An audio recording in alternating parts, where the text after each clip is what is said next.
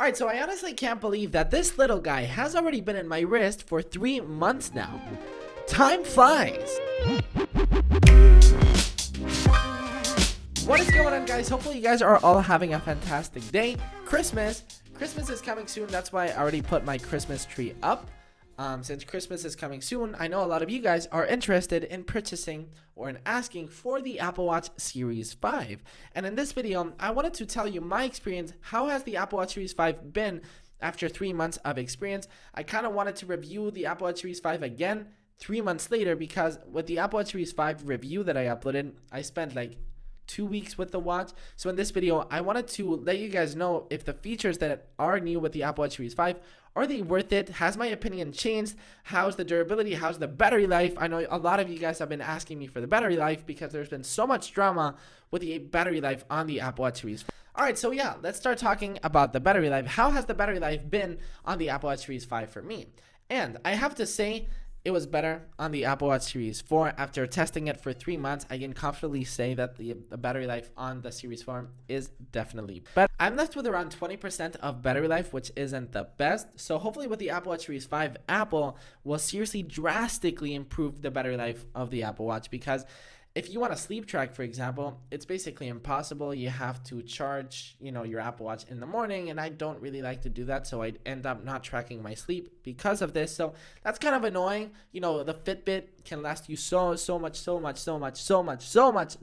longer. All right, let's move over to the always on display, because careful with what I'm about to say. Listen carefully.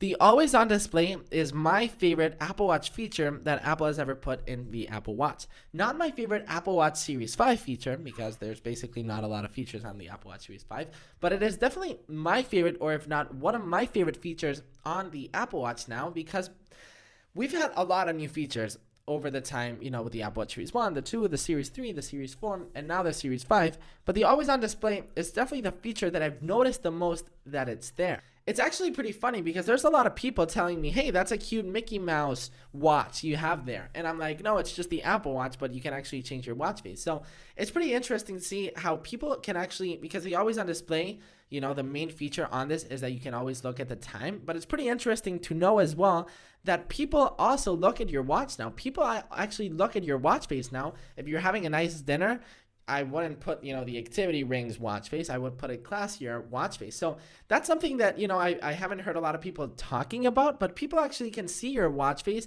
and you should definitely consider, if you're going out or if you're going, on a date or whatever it is, that you should change your watch face. And it's so funny, once again, that people tell me, hey, that's a cute Mickey Mouse watch face. And I'm like, but yeah, apart from that, the always on display truly is really useful. Really. Now it actually acts like a normal watch. Like before, once again, you had to do those gestures that were fine. If you have the Apple Watch Series 4, of course, it's such an amazing watch. I'm not going to diss on it, but the actual motion on doing that just to get your time kind of gets me annoyed on having a smartwatch and not having a traditional watch, because there's a lot of instances for me when I'm editing, I just want to look at the time, or when I'm typing, or when I'm doing homework, or whenever I'm writing something manual, or if you're going on a run, or if your hands are full because you've got groceries and you can't do the wrist movement, because if not you've got bags in your hands, so just by peeking at your watch you'll be able to know the time. So I know this sounds pretty stupid. I think I said that on my Apple Watch Series 5 review as well. But the Apple Watch Series 5 truly is a really good watch, because since the time is always there, it's a really good watch. All right, let's talk about the compass now. Is it the most useless feature in the entire world? No. Is it the most useful feature in the entire world? No. Is it nice to have? Yes. The actual compass app, I don't think I've opened it since I filmed my review. So it's the compass app. For me, it's pretty pointless, because why would I need a compass? But it is pretty nice, I guess. Instead of maps, I'm going on the city a lot. Since I live in the city, I'm always using maps, so it is really nice to have the compass to look at where I'm going. If Apple would remove the compass on the Apple Watch Series 6, would I miss the compass? Sure, yes. I mean, I don't use it daily, so it's not that it's something that I need every day, like the always on display, because the always on display truly is really useful.